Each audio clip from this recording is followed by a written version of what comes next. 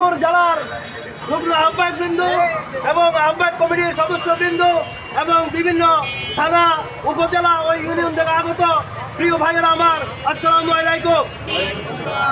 প্রিয় বন্ধুরা আমার, গত জুলাই থেকে আজকে জুলাই প্রায় 1 বছর হতে যাচ্ছে।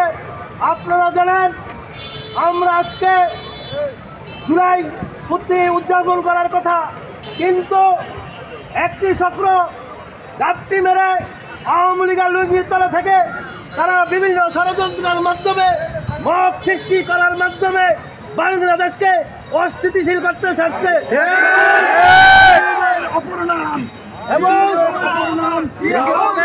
বাংলাদেশের নির্বাচন যেন বাধাগ্রস্ত হয় তারা সেই পায়তারা করছে। তাই আজকের এই প্রতিবাদ সভার মাধ্যমে আমরা স্পষ্ট ভাষায় বলে দিতে চাই, আমরা এখনো কেন্দ্রের নির্দেশে শান্ত আছি, ধৈর্য ধরে আছি। যদি আমাদেরকে নির্দেশ দেওয়া হয়, আমরা বাংলাদেশের কোথাও তাদেরকে এক পা নামতে দিব না।